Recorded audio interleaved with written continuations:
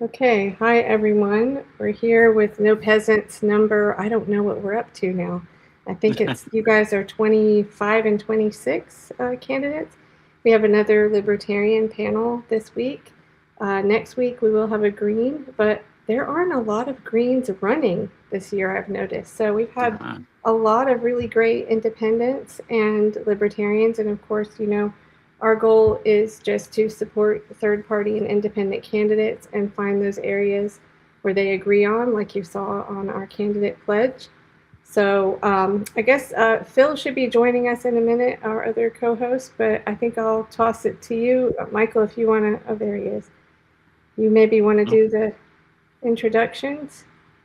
yep. Hey, how's it going, guys? I'm Michael Harbaugh. Ran as an independent candidate in 2024 here in Dayton, Ohio, against Mike Turner, long-time career swamp rhino here in Dayton, Ohio. But let's just go ahead and do some quick introductions real quick. Let's go to you, Dr. Thomas, and just go ahead and tell us about where you're running at and who's in your race, and a little bit about your campaign, the state of your campaign right now. Sure. My name is Thomas Laehn. I'm currently the county attorney. Most places it would be called a district attorney, but in Iowa we have county attorneys. I'm the county attorney in Greene County, Iowa. I've been elected twice as a libertarian. I'm the only libertarian to hold an elective partisan office in the state of Iowa. I was elected first in 2018 and then again in 2022. And I'm now officially on the ballot for the United States Senate here in Iowa. The Republican nominee is Ashley Hinson. The Democratic nominee is Josh Turek. They were both nominated by their respective parties. I was nominated through a petition process. Under Iowa law, we had to collect at least 3,500 signatures statewide, with at least 100 signatures in each of at least 19 counties. We turned in somewhere around 10,000 signatures. Last count was 9,727. That's We quite a got some feat. last minute petitions in, so we're somewhere north of 9,727 signatures. Excellent. That's quite a feat. That's no. That's wow. So you turned in triple the amount, almost triple the amount that you needed. That's Yes. exactly what you have to do to all third-party people out there. Getting your signatures, you have to get at least double to be safe. Mm-hmm. Um, all righty, and we'll go ahead and turn it over to you. How's it going, Lena? Hi. Thank you. First of all, thank you to all of you for facilitating this to give us an opportunity to share our story and kind of educate people on how the election process is not as free and fair as a lot of people think. So I really appreciate you guys inviting me and having this forum for us. So my name is Lana Leguia. I have run for office several years. This is my second time running for House of Representatives in District 7. I ran against the incumbent Tom Kane Jr. in 2024, and that's who the incumbent is this year as well.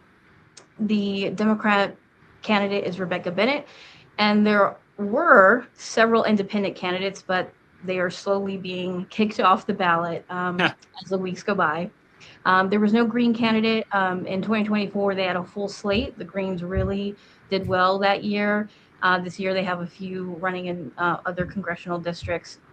So as far as who's going to be on the ballot as independents, it's kind of a question mark because we're all being challenged. Wow. A little bit about the district is that it's one of the few districts in New Jersey that has been Republican dominated for almost 5 decades. They flipped it one term in 2022, but then Tom Kane brought it back to the Republicans. So it is historically Republican. However, the largest voting bloc in District 7 are independents and unaffiliated voters. So it is considered a highly competitive district in purple, and it's watched throughout the country. So because of that, it's just a district where it's very hard to one get on the ballot, but then also get attention. Another thing is that Tom Kane Jr. has been missing from Congress for 100 days, and not just missing, literally not showing up to his job, missing, but no one knows Wow. where he is. There are Wow. people speaking for him, saying that he's sick and he'll be back soon. don't worry kind of thing, including his father, who was the former governor of New Jersey. So he is a, legacy candidate as well. Wow. But, at a bare minimum, you need to show up to your job or explain why you're not showing up. And his social media and even people in Congress are submitting statements in his name, which is not allowed. So he's hiding the fact, or at least trying to hide the fact, that he's not there. And so he's not answering to his constituents, which is obviously rightfully so, making everybody mad. So there's a lot of context as to why the Republicans are very desperate to kick basically everyone off the ballot. Primary day was June 2nd, and I turned in my petition. The minimum for direct nomination, because the Libertarian Party here does not have ballot access, so we're technically all running as independents in New Jersey. So direct nomination, you need a minimum of 250 signatures, which is way less than other states. So I especially relative to some other states that have minimums of 20,000, 30,000, whatever. We have a very low threshold. And I turned in 775. So I turned in 3 times the amount. But I'll leave the rest of the story for later in the show. But that's basically a quick summary of who I am and who I'm running against. All right, good to hear. Sounds like you're on the ballot. That both of you are definitely on the ballot. Then that's great to hear. Yeah, great to hear. That's an important first hurdle for third party and independent people, is just getting your name on the ballot. And as you mentioned, getting kicked off and stuff like that. They'll come after you and challenge your signatures. That's for sure. Yeah, I always say this is kind of a cross between a show and a meeting. And I thought, when we talk about these kinds of things, maybe it's not all that interesting for the public. But I think you're right, Lana. Like, absolutely, the public needs to know what is going on, because I don't think, maybe more people are hearing about it now. But I know candidates are talking amongst each other, and that's more like everybody knows now. It used to be a shock when you get all these rejected, right? Years ago when I was interviewing candidates, grassroots candidates, but now everyone knows you got to turn in 3 or 4 times the amount, right? But I thought it would be a good time when we did candidates for Assange. This is a very short clip, but this is Rebecca Whiting, who I believe she's running again and facing the same thing again with the ballot signatures. And I just love what she had to say here, so I wanted to play it. I realized that this comes down to being just a First Amendment violation. Like, if you don't have access to be able to vote your conscience and to vote for who you want to be able to, because the 2 major parties have put so many barriers and so many challenges for people to be able to get onto the ballot, then you can't exercise your basic First Amendment principle just by simply casting a ballot, because they're keeping people off the ballot with their arbitrary rules.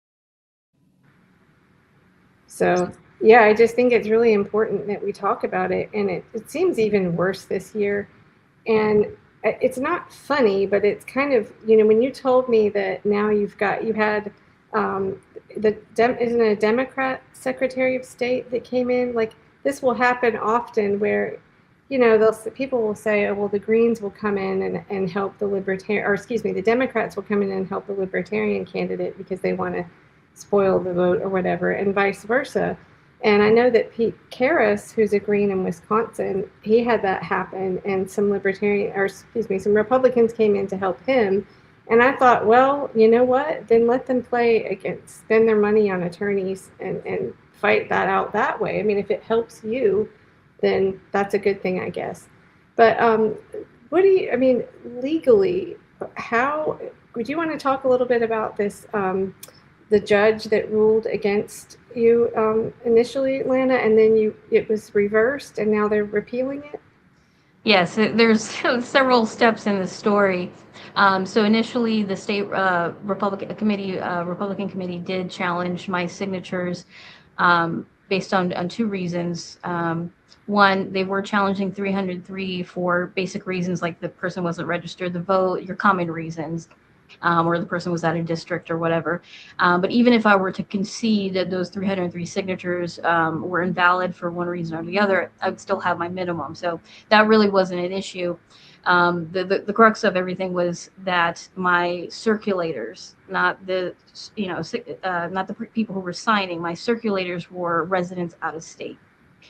And in New Jersey statute 1913-7, I have it memorized by now.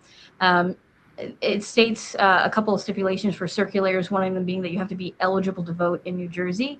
And obviously one of those eligibility requirements is being a resident of the state. However, there's several, I mean, at this point, 10 or more Supreme Court rulings that have ruled those residency requirements unconstitutional. However, the judge, the administrative law judge, had to look, based on what I read in his ruling or his decision, is that he had to look at the law basically on its face value, and the law says you have to be a resident. So he didn't rule in my favor. However, it is up to the Secretary of State, because in New Jersey, there's a law that says whoever you turn your petition into, which is technically the Secretary of State, they have the ultimate decision to either accept it or reject it. So then her Secretary of State, Dale Caldwell, did make a decision to accept my petition. And I actually have his quote here that I think is an excellent quote.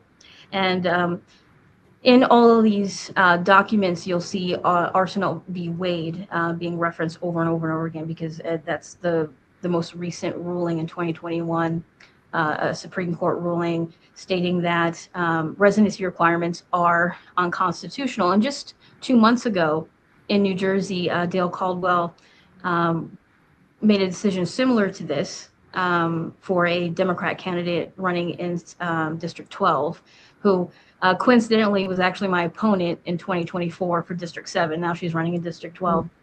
But she had the same problem, is that a lot of her circulators were out of state for her primary election. And he made a decision that, according to Arsenal v. Wade, we allow out-of-state circulators because it would be unconstitutional otherwise. So he already has a history of making a decision in favor of this. But to quote him, he says, "The court in Arsenal definitively held that the residency requirement for primary election petition circulators is unnecessarily restrictive and does not survive strict scrutiny. For general election petitions, when a political party affiliation is irrelevant, petition requirements are even less restrictive. As such, candidates seeking petition signatures to appear in the general election ballot should not be burdened with greater restrictions than primary election candidates. Consistent with the Arsenal decision, out-of-state individuals must be permitted to act as petition circulators as to not unconstitutionally violate their free speech by prohibiting the right of voters to choose from eligible candidates being placed on the general election ballot." Because you also have to remember that we're talking about basically the person who is witnessing the signature and holding the clipboard, right? We're not talking about the people endorsing the petition. Those people still have to live in the district. They still have to be registered to vote in the district, and they're endorsing this candidate. So when you're invalidating their signatures simply because the person holding the clipboard and witnessing the signature doesn't live in that district or in that state, you're disenfranchising all of those people that signed that petition, all 775 people who signed my petition. So it's been ruled consistently unconstitutional. That's a good point. Unfortunately, it's still a law on the books in New Jersey. I'm not really sure why, but I'm hoping to work with legislators to change that, so this doesn't keep coming up and it keeps draining the energy and bank accounts of independent candidates in the future. Right. Thomas, Laehn, do you have anything to add to that, since you are an attorney? Do you know any more about these kinds of laws? Well, yeah, there's different requirements in different states, different hurdles. Thankfully, in Iowa, that's not a requirement in Iowa. We had candidates challenged. I was the only libertarian candidate not to be challenged. But with the other candidates, they didn't challenge their signature count, or in most instances, they didn't challenge the signature count. Instead, we have to file what's called an affidavit of candidacy along with our nominating petitions. And they found alleged defects in these affidavits of candidacy. So for instance, a man whose legal name is Richard Stewart signed it Rick Stewart. And they said, well, you didn't sign your legal name, so this affidavit of candidacy is invalid. So they every election cycle, I think we as third party or independent candidates, go so far before they find some reason to disqualify us. And then we meet all of those requirements the next election cycle, but then they erect new hurdles or find new defects in our petitions. So, we've encountered that here in Iowa. Thankfully, I was not challenged. They couldn't find anything wrong with my petition. But my wife said, I have a law degree and a PhD in political science. And my wife said, you shouldn't need a JD and a PhD to get on the ballot, to figure out all of these legal hoops to jump through. But, I'm going to go back to that clip you played as well. It's not just about the First Amendment. It's really a question of sovereignty. That sovereignty just means who's the ultimate ruler in a country. And we have this foundational commitment to the sovereignty of the people, popular sovereignty, that we, the people, are really the ones who are ultimately in control. But if the parties have become gatekeepers to elective office, if you have to pay obeisance to either the Democratic Party or the Republican Party to get on the ballot, then the people are no longer sovereign, but the two political parties are. If they're defining our choices on election day, then we're not the ones running the show. It's really the political party. So I think not only are there First Amendment rights at stake, kind of our foundational commitment to the rule of the people is at stake. Yeah, I'll just say, like, if any of these state laws, because it's not just in Jersey, it's everywhere. It's incentivizes the people in power, because if you make people get signatures that just live in the state, or even in the county, or at least be a resident of the state. I'm just saying that's tough. Yeah. That's tough. Because there's businesses that have been built around. There's people like that you can hire. Big campaigns for many of these statewide offices need like 10,000 signatures in some states. So Senate candidates 3,500. That's a lot. 7, 8, 9,000. So, anyways, by limiting people's First Amendment speech and ability to be employed and all that stuff, because you're technically not a resident of the state, I don't agree with. Yeah, and it just feels so obstructionist. Like you said, they change it the next time around. They move the goalpost. So, and we had a candidate on about, I guess, a month or so ago, and I think they denied his signatures by like 4. So he's appealing it, but he's like 72 years old, and he realized he had been hobbling around getting signatures with a broken foot. So it's just like, it's so obstructionist. So what do we do about this as a longer term? Like, how do we fight back so you guys aren't all individually, like you said? I guess it's just each law per state. Is there not anything else that we can do to fight back collectively? Any ideas on that? Well, I have been building bridges with the other third parties in New Jersey, particularly the Green Party. They've been extremely helpful. In fact, so when I got the notice of challenge, my hearing was literally the next day. I got the email of notice of challenge at like 6 p.m., when I got home from work or whatever, and my hearing was at 10 a.m. the next morning. I wasn't expecting to be challenged because I had 3 times my signature amount. And the Division of Elections doesn't even bat an eye when it comes to out-of-state circulators. When they see your petition, obviously with someone with out-of-state, it's been notarized from someone out of state, they say, oh, we just need a copy of their license, and because they're so used to doing it at this point. So I wasn't expecting to be challenged. And then suddenly I had like an hour to find a lawyer, right? And so that's when my relationship with the Green Party helped me, because they're the one who connected me to who was my current representation, Joseph Fortunato. He's actually somebody who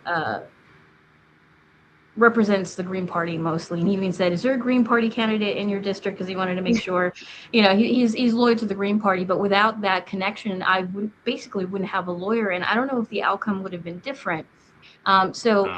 Building those bridges with other independent candidates, the Green Party, I know I might get some scoffs, but the socialists and, even MAGA, if that's what it takes, to kind of fight back against these systemic barriers that we have.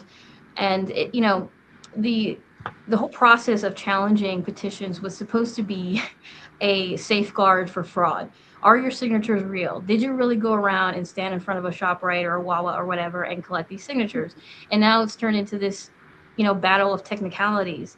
Like the GOP lawyer in the hearing made the argument that Arsenault v. Wade was in reference to primary elections. And this is We're dealing with something in the general election, direct nomination, and he felt, or his argument was, that that distinction was important somehow, that it somehow made that huge of a difference, that the ruling of it being unconstitutional in primary elections is somehow different than if it would be unconstitutional in general elections. So it's just a technicality.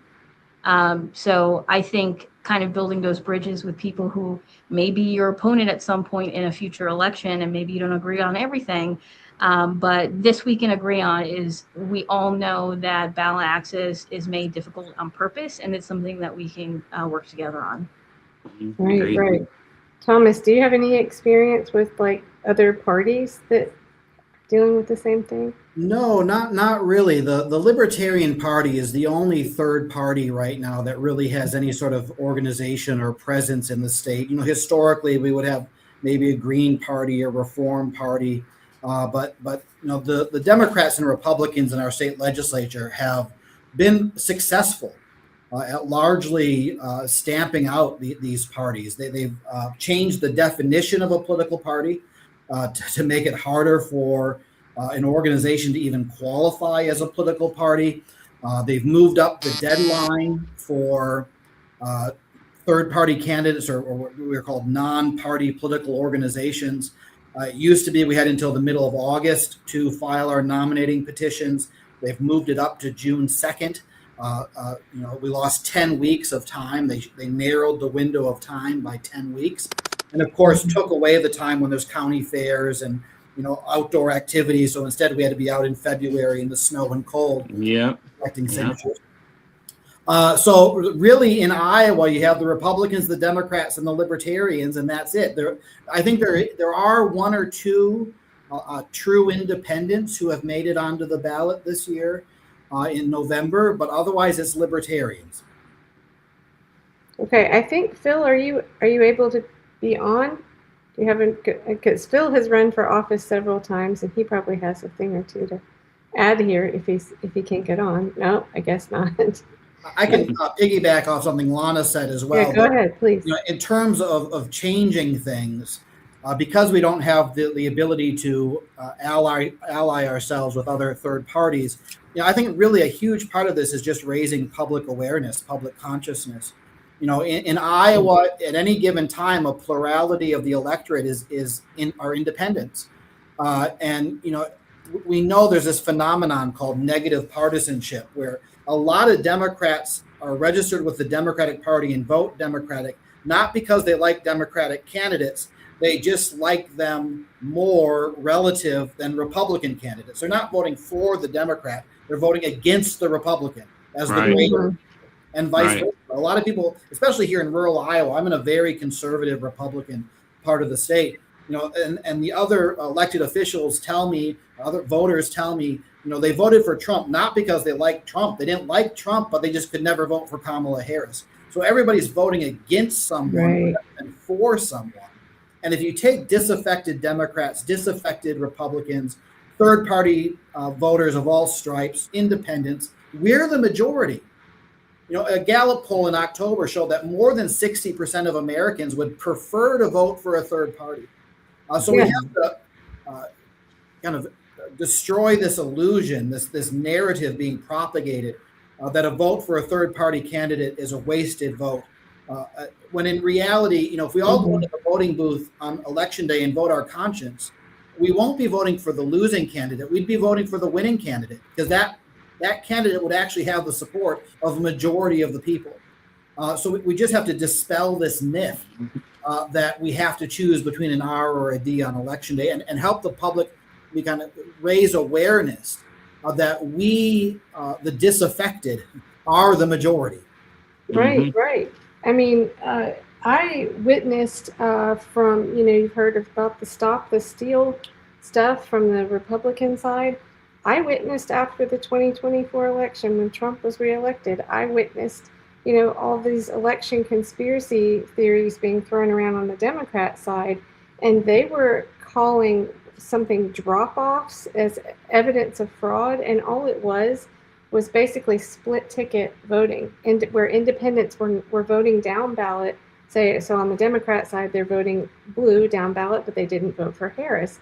and a lot of that had to do with the situation in Gaza. So yeah, I think the establishment is fighting really, really hard to keep everyone believing that narrative. And I wish Phil could come on, because he has this saying about aligning, and working with third parties, working with each other. Is like, he says, we're all out here throwing pebbles at the drawbridge, and we can't even get into where we can then work out these other things that we disagree on, right?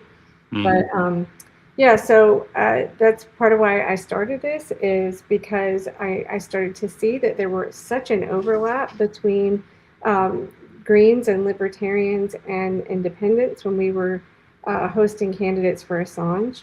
And they were all anti-war. They were concerned about civil liberties, First and Fourth Amendment, and you saw the pledge. So I don't know if either of you want to jump in and talk about some of those issues. Maybe we can start with the war and let people know your stance. And well, I just wanted to also add something that I've been considering as far as like the solution to all of this.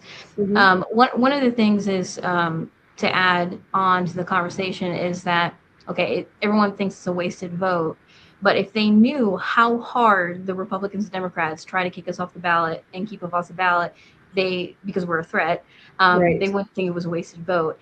But another problem is that we don't have the money that the two parties have. We just don't have the fundraising capacity and the millions of dollars that they spend. But aside from that, if they will, when they find you to be a threat, they will dig in your closet to look for a skeleton. And if you don't have a skeleton that's interesting enough or any at all, they will just make something up.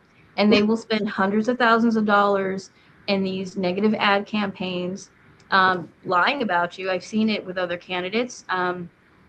Especially candidates that I've worked with and for, and you don't have the money to defend yourself. You don't have the same amount of money to then, counteract that negative ad campaign to defend yourself and say, no, this is a complete lie because of this reason or whatever.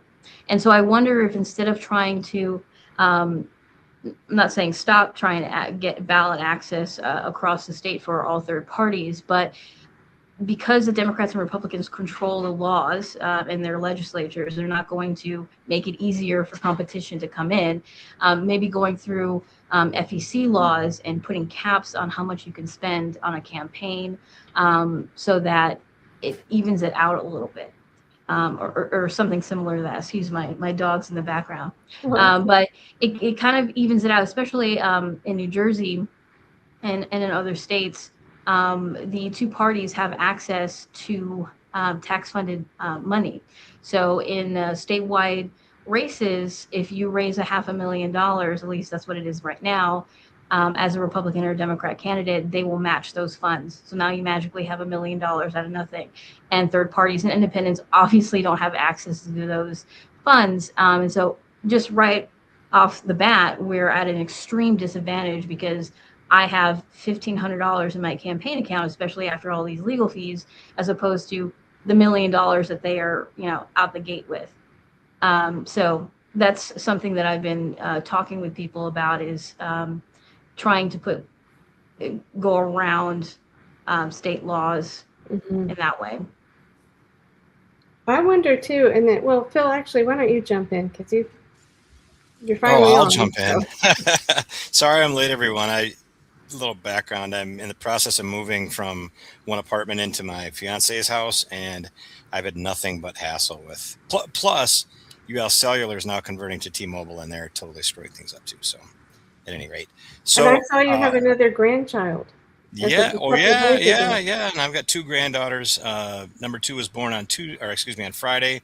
Anastasia Elise Anderson, healthy, 10 fingers, 10 toes, beautiful child. So thanks for that. Congrats. Thanks. So, Lana, I am 100% with you on reform for ballot access. The thing that, and I know you're a libertarian because we just connected online, I think, and you're at the convention. I was not at the convention, but some libertarians, some people still believe that corporations are people and that money is speech.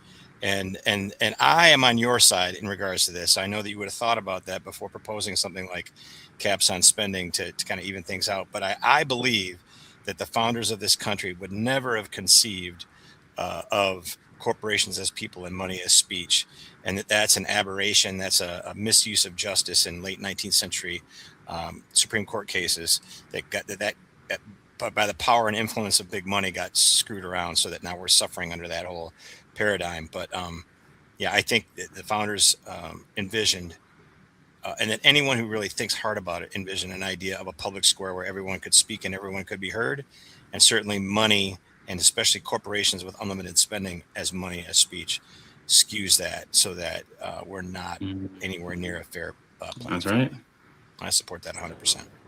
And when I was in Poland at a retreat for another organization that I volunteer with, Ladies of Liberty Alliance, a little plug there, I did speak to some of the ladies there that are involved in politics or have run for office in Poland. And one of the laws that they have is that if you radio ads for political campaigns are free, but every single party or every single candidate has to have the same amount of airtime. So they have certain laws like that, little things that just make it, access to voters even. In New Jersey last year, when we had our governor candidate, Vic Kaplan, I worked on his campaign. And one of the things that they have is each candidate can write, I forget how many words, it's a certain amount of words, a statement about what their platform is or whatever. And then that gets posted to the Division of Election website and one other website. And that is basically free advertisement because it's advertised to voters to go there and read these statements and get to know your gubernatorial candidates on your ballot. And of course, there's a deadline for that, or our governor candidate did submit on time to the correct person and his wasn't on there. And as soon as we figured it out, they basically said, it's kind of late now. It's 2 weeks before the election. What do you want us to do? And they didn't remedy it. So he was at a complete disadvantage, while all the other candidates had their statements on these websites that everybody, well, I can't say everybody, I can't say for sure what the difference would have made in the outcome of the election, but it was one of those things that, like, they have this free advertisement for candidates to put their message out there, and then they screwed up and then didn't even fix it, didn't even respond to my email, basically. So just little things like that could make things a lot fairer that they just don't want to do.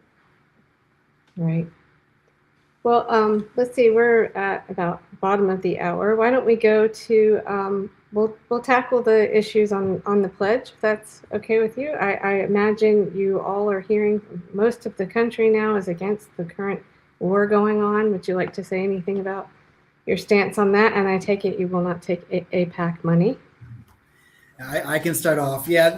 So I was against this war from day one. My ultimate commitment has always been to the Constitution.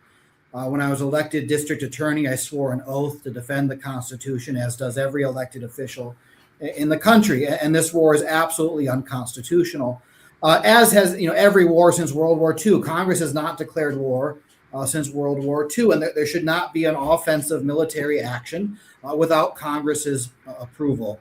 Of course, Trump takes the blame, but the real blame, the root of the problem, is Congress. Congress has totally abdicated its constitutional responsibilities. The members of Congress are happy to let the president lead our country to war so he can take the blame when things go poorly and they can all get reelected.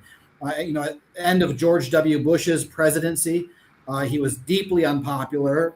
The war in Iraq was going poorly. And members of Congress got reelected at a 94% incumbency reelection rate. So it was a winning strategy. The members of Congress give more and more responsibility to the president. Our founding fathers would have predicted, they would have assumed that presidents would have attempted to expand their power. What they did not foresee is that Congress would simply cede power to the president and be willing to sacrifice the rule of law and the Constitution on the altar of their own ambition. And I'll dovetail with something Phil said about Citizens United. This is another example where Congress has totally abdicated its responsibility. Congress has the power to take away the Supreme Court's jurisdiction. It is in the Constitution. So Congress could pass a law limiting the role of money in politics, could overturn Citizens United by statute and include language in the bill that the Supreme Court doesn't have the authority to hear challenges to the law, and that would become the law of the land. And Very Congress nice. did this. They in the last time they did it was the Civil War, so it's been like 150 years. But Congress and the Supreme Court said this is true, this is right. Congress can take away our jurisdiction. So Congress likes to, members of Congress like, oh yeah, we support campaign finance reform, but look what the Supreme Court did. They have the final word. There's nothing we can do about it, and they know that's a lie. That Congress absolutely has the authority to enact meaningful campaign finance reform that would be unreviewable by the Supreme Court, but they don't because they have an interest in keeping the money flowing. Well, I think it's pretty clear that they set this up as a big system, right? Everybody in Congress has some critique of the president, whoever, regardless of party, or they agree with them, and that's all dependent on their jurisdiction. So they'd rather have the president have this overarching abuse of authority, abusing the Constitution, so that they can run against it from the other party, run against it from within their own party, run for reform while never having to take responsibility for it. And that just makes it easier for people to keep voting these people into Congress all the time because they feel like it's always the president's fault, right? Or there's always something that's outside of your congressperson's control. And very few people in Congress are willing to take, there's a couple that, well, one's on his way out, that are willing to take responsibility for their votes and call things up that they should be doing. It's just trash. The funniest way I've ever heard this characterized is that voters are like, children of severe alcoholics. And, we keep having the hope that, they're going to do good this time and, they're going to do good. And then, the lightning rod of the presidency, all the focus and the attention is like, oh, the new one coming in and we're just old one out of the side. And then we just keep getting let down. But then there's still that hope. We got that glimmer of hope. So it's an abusive relationship, that's for sure, between government and individual citizens. Well, I'll be the one to bash on the Democrats here because, as you know, I've voted Democrat in the past. And I was watching because Larry Johnson is a regular on a show that I edit sometimes, and he's regular on this roundtable on Judge Knapp's show every Friday with Ray McGovern. And I remember this February 27th, right before the strike on Iran, he said, he's ex-CIA, he knows people, he has sources, and he said everything was staged, ready to go. Congress, all of Congress knew that this strike was going to happen. But what do the Democrats do? They don't take a vote, they go home. So that then later they can say, to your point, Thomas, and maybe both parties do that, but it advantages the opposite party then at the midterms. But they do this, pretending. And I think once you start to realize they kind of do that with every issue, it's all of course. Yeah. If you just look at who's getting paid, which, the big lobbies, the military industrial complex, the American Attorneys Association, everybody, they're spending money on both parties. So they're just doing what they're paid to do. We don't pay them. We don't pay them enough. Maybe, I don't know. We probably pay them too much. But how they really get paid, their generational wealth comes from complying with what donors want them to do. And donors don't give a crap which party is which, as long as the money's flowing through.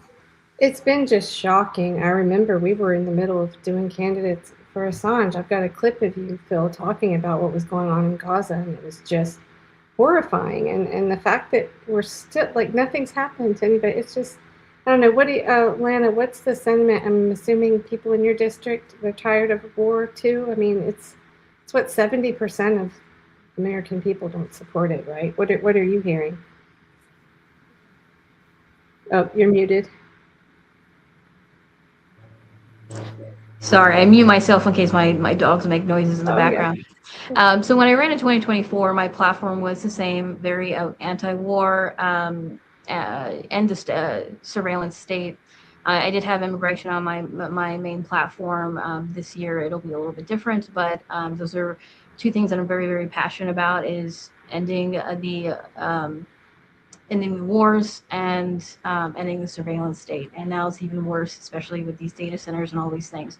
But as far as war, so my district is interesting because you have a lot of left-leaning people and independents that do want to see the end to war and imperialism and and all these things. And in 2024, I was endorsed by CARE, New Jersey, which stands for the Council of American Islamic Relations, on the basis of my anti-war stances of wanting to and sending support and resources to the war in all the wars in Israel or in Ukraine and Russia. I'm very non-interventionalist, staunchly non-interventionalist, and so I did get endorsed by CARE. And so I would say that the independents and the more left-leaning people and the Greens that are in my district absolutely are anti-war, and they support me for those stances.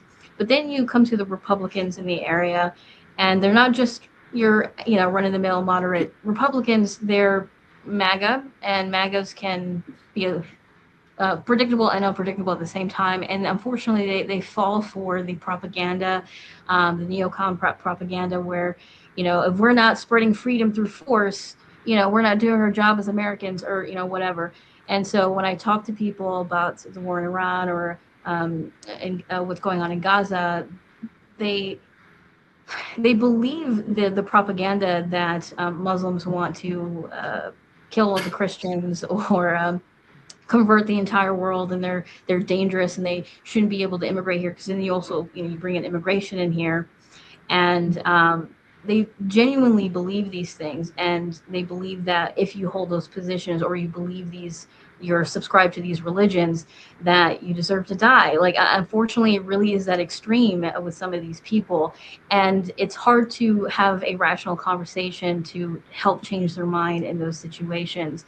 And so in my district, when I'm talking to people at festivals or whatever, when I'm door knocking, I get like both extremes, where people are like, Gazans are dying, children are dying, we need to stop sending aid over there to blow up children on the other side of the world. And then I'll get the opposite of that, of like, no, the Muslims need to die, and it is our duty as Americans and the most powerful country in the world to do it.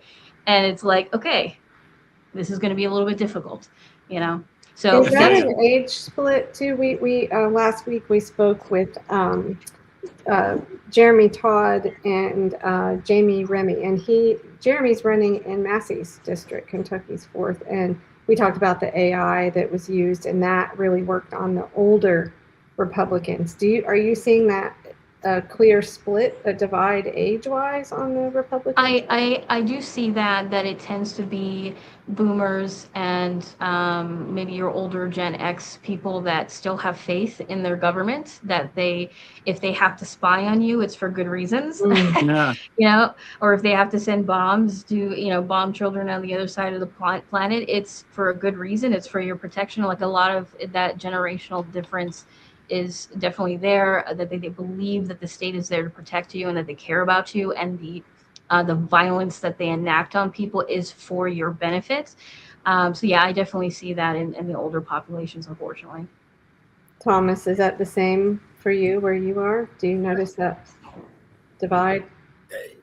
I do, but it has a different kind of hue to it. So I am in an overwhelmingly Republican part of the state. But there's an interesting fissure growing within the Republican Party itself. I think there's this part of the state in Iowa is kind of fundamentally conservative, and they didn't vote for Trump because they liked Trump. They just saw him as the lesser evil.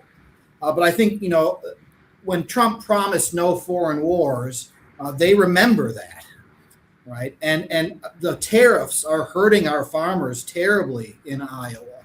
And they thought the Republican Party was the party of free markets. And there's another example of the abuse of executive power. Only Congress has the authority to impose tariffs, not the president. So I think there is a core group of MAGA Trump supporters who have drunk the Kool-Aid, and they are going to stand by him no matter what.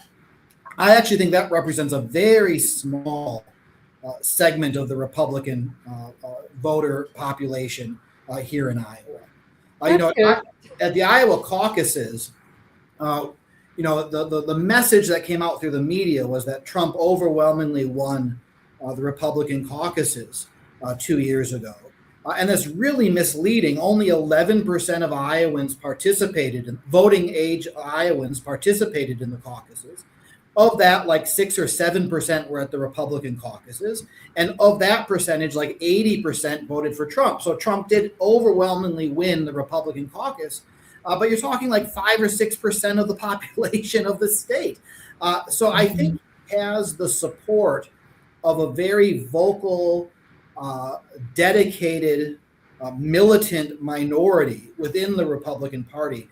But I don't think my conversations with other office holders in my county, Republicans, voters, is that they don't like Trump, and I think there's a divide there that third party candidates can take advantage of. Sounds Well, I would like hope it. so, but can we discuss farming just as I got a perfect example of what the issue is. 2 weeks ago, Donald Trump was in Western Wisconsin, Chippewa Falls, and met with a bunch of farmers and people from the Wisconsin Farm Bureau, et cetera. And the Wisconsin GOP proclaimed it a huge success. There were, like, I don't know, 800 people that identified as farmers that showed up to this rally, and were all like supporting Donald Trump and his tariffs, even though we know and everybody knows that the tariffs hurt farmers disproportionately. So the issue is, like, let me ask you a question. Have you ever heard of the book, The Myth of the Rational Voter? Yes. Yes. Have you read it? Yes. Yeah. So somebody gave me a copy and I didn't read it because I knew they're not rational. Sadly, it's sad but true. And I'm not trying to pick on people, but people will vote against their self-interest if they're compelled to by authority or by some sense of identity. And Trump has managed to invent this sense of identity with him as being patriotic and tough and charismatic and doesn't care what people say and all these things. And people are drawn to that pseudo charisma to the point where they will go to a rally. They will travel halfway across Wisconsin to a rally in Chippewa Falls and cheer the guy who's taking money out of their pocket because he's an idiot. That's the essential problem that we're all facing is that people we and I think most people, and I'm sure Michael will support this idea, that we start off with the presupposition that people are going to vote rationally once we tell them the truth about things, and it doesn't and hasn't really happened, sadly. Correct. And I'm not trying to dissuade anybody, but that's kind of where we're at. It's the message. It's getting the message out, like Lana pointed out earlier, having a fair, even playing field to be visible to the electorate, but it's also, how do they identify their person? Lifelong Democrat, Republican, Trump supporter, Trump hater, whatever. Well, there's also, like you always say, Phil, it's when you've run multiple times, like I'm sure Lana can, I think this is your first time, Thomas, is that right? It's my first time running for Congress, yes. Right, okay. But everybody, you're well known in the community, obviously, and Lana, you have the same thing. So that has to count for something, I would think, running multiple times, that people come to know you and trust you. So I think that's a good thing. Or that's why I made the pledge says 2026 to 2028, and I've already heard a couple of candidates, that didn't, meet the threshold for their ballots, that they're going to try again for 2028. Mm-hmm. So. Before we run out of time, I really want to ask a question, because the USS Liberty has been really in the news, and I think it will be more so in the news in the next few days. I know that there will be more media coverage about it. When I first learned about this, I was thinking to myself, how do we determine who is an ally and who is an enemy? Now, I know there are treaties, but beyond that, like, how are these, and you're the lawyer here, Thomas, how are these decisions made? How exactly is this determined? And the big question I have is, if there's a real investigation into the USS Liberty, and if it's honest and done correctly, I know the story now in and out. There's no way they don't determine that was a deliberate attack if it's an honest investigation. Does that change Israel being determined our greatest ally? Obviously it wasn't all Israel's fault. It was in collusion with corrupt officials in our government back then. But would that in any way change the status of them as our greatest ally? Do you have anything to add to that? Yeah. So the short answer to your second question is no, it wouldn't automatically legally change anything. Congress has the authority under the necessary and proper clause to conduct investigations, and they can investigate any matter they wish. But then any sort of change in policy would require separate legislative action. So the results of an investigation do not automatically translate into a change in policy. Now, who determines whether a country is an ally or an enemy? There's kind of two parts to the answer. The first is the president has what's called the recognition power. And I don't know how much you want me to go into the weeds on this, but there's a clause in the Constitution that says the president has the authority to receive ambassadors. And the U.S. Supreme Court long ago said, well, this is essentially the power to recognize governments as being legitimate governments. And so who's the legitimate government in China? Is it the government in Taiwan or the government in Beijing? Well, whose ambassador has the president received? He has the authority to receive ambassadors, and therefore he is essentially recognizing which governments in the world are legitimate and illegitimate. But that's really the extent of his constitutional power. All the other powers in the Constitution regarding the recognition of governments or treating governments as allies or enemies, all of those powers are vested in Congress. Congress, has to approve treaties. So the treaty might be negotiated by the president, but it has to be ratified by the Senate. Ambassadors have to be approved by Congress. Money for embassies in foreign countries have to be approved by Congress. So constitutionally, the president has the inherent authority under the recognition power to recognize which governments in the world are legitimate or illegitimate. But beyond that, at least in theory, it requires Congress's consent. They have to fund the embassies. They have to approve the ambassadors. They're the ones who can declare war, not the president. Now, that's all nice in theory. That's what the Constitution says. Neither Congress nor the president have respected any of these boundaries for 75 years. Congress, clearly, the president takes us to war with or without Congress's consent.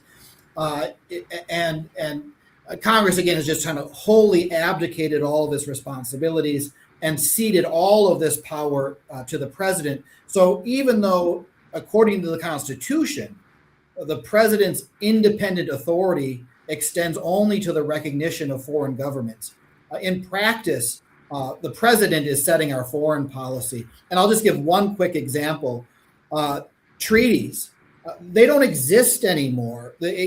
According to the Constitution, we can only enter into an alliance with another country if there's a treaty that's approved by the Senate. Well, treaties are going extinct. There was a Harvard Law Review that showed that more than 90% of our international agreements are now being done by what are called executive agreements, or essentially an executive order on the international stage, where the president simply enters into a unilateral agreement with a foreign country without any participation from Congress whatsoever. So this is yet another example of the growing concentration of power in the White House, and Congress is silent. Like we still, when I used to teach government, American government, I would teach about the treaty power and how it gets ratified in the Senate. But that's all more history than reality. The reality is all of our international agreements, or virtually all of our international agreements, are now being negotiated and effectuated unilaterally by the president. And isn't that through the use of military power? I mean, the president performing as commander-in-chief and executive orders that kind of takes over that process, that authority, so that the actual treaty isn't really relevant? Yeah, that's been part of the excuse, but the presidents don't even bother anymore to provide any sort of legal foundation. So I'll give a quick example from the Biden administration. Before Biden left office, he entered into a 10-year security pact with the Ukraine. And I read the executive agreement. There was no reference or citation to any legal basis whatsoever. He just asserted by fiat that the American government was now going to support the Ukraine for the next 10 years. Wow. They don't even pretend. They don't even have a pretext of it anymore. Oh, this is under my authority as commander in chief, or this is under the authority of some archaic statute that Congress passed 200 years ago. No, they just do it. And it is a really indicative of the corruption of our whole constitutional system. Well, and that most voters don't care. Yeah. Or aren't aware or don't care, right? You know, Ashley Hinson, the Republican nominee against whom I'm running for the Senate, recently said, and this won't be a direct quote, but it'll be very, very close. She said, you know, the president's number one responsibility, right, is to manage this war in Iran. That's his number one obligation. One, that's an abdication of her responsibility. She's currently in the House of Representatives. But two, that's not true. That when the president swears an oath, he or she swears an oath to defend the Constitution. That's the responsibility, is to defend and protect the Constitution. But the American people have been told over and over again that the president's number one responsibility is to keep us safe. Mm-hmm. And once we buy that, then there's no limits on his power. Yeah, I saw a post today from whistleblower Thomas Drake, and you know, the surveillance state going against the Constitution. I mean, that's a bipartisan thing. It's been going on for decades, and I think, you know, a lot of people say, "Oh, we're in this fascist state now," but we didn't just get here overnight. So, what do we do about this, though? I mean, obviously, if we can elect people like you, then you and Lana, we can change things. But what do we do about the people? Is there no recourse for the people in office now that are not doing what they're supposed to do? I guess the answer is no, or it would have already been done. I do think, you know, probably the greatest legacy of our founding fathers is they did leave all of these constitutional mechanisms by which we, the people, can take the government back from corrupt politicians. Elections, obviously, but also I believe in jury nullification. I'm probably the only prosecutor in the country who believes in jury nullification. Yes, I like that too.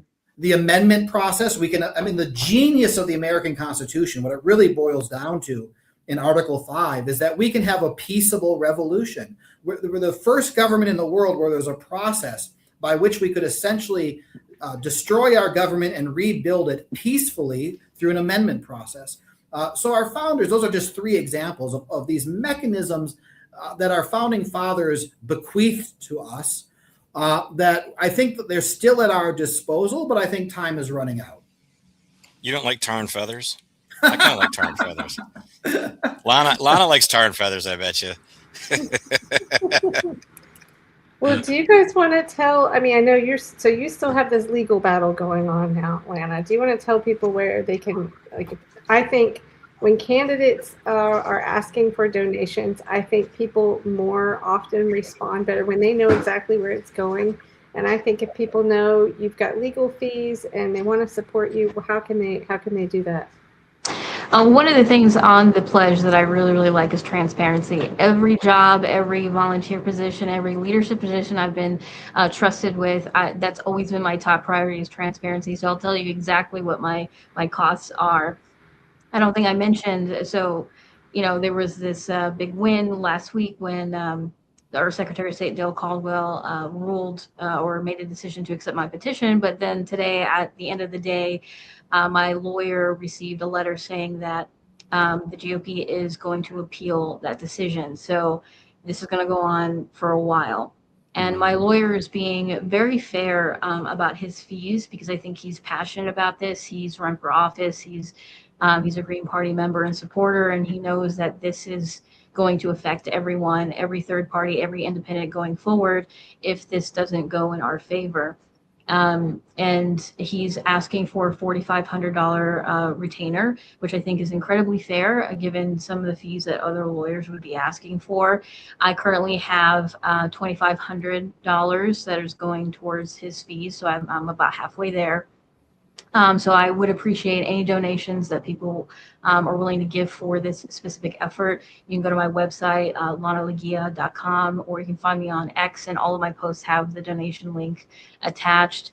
And all the donations that I'm getting, the first thing it's going to do is pay my lawyer, because to me that's the priority right now. And then after will be normal campaign expenses. Once I reach that $100 threshold to pay my lawyer his retainer, I will let everybody know. And if you want to continue donating, I would appreciate that to help my campaign. But I'm going to be transparent about when that threshold has been met. Another thing about my lawyer, he's being really fair, is that I haven't paid him yet because I haven't reached the $4,500, and he's working without that fee, which is very unusual for lawyers. Usually they don't want to get paid first. So I appreciate all the support, even if you can't donate, just listening to my story and, liking my posts on X and Facebook and getting the word out. The more people know about this, particularly in New Jersey or just across the nation, the better, because when people realize that, oh, it's not just a matter of like signing a piece of paper and getting on the ballot, it's a struggle. And this is why I don't have a lot of options when it come November time. That's going to help us in the end as well. Right. That's why I thought it was so important to talk about this. And it's like become the theme now this year. It's so prevalent. So, yeah. Thomas, do you want to tell everyone where they can find you and how to support you? Yeah, thank you for the opportunity for this conversation. Lana, I wish you the best in your race. I am on the ballot. That was never challenged. I will be on the ballot for the United States Senate here in Iowa this November. There will be a Republican, a Democrat, and a Libertarian, and I'm a Libertarian. I'm running to win. A lot of candidates here in Iowa have run because they're trying to help us regain major party status, or they have a particular issue they're passionate about. I'm running to win, and I intend to win. I've won office twice as a Libertarian. I've won the district attorney office twice. I think I have the credibility to launch and run a serious campaign. We are raising money. We've been very successful, but it's an expensive process. People can find me on X, on Facebook.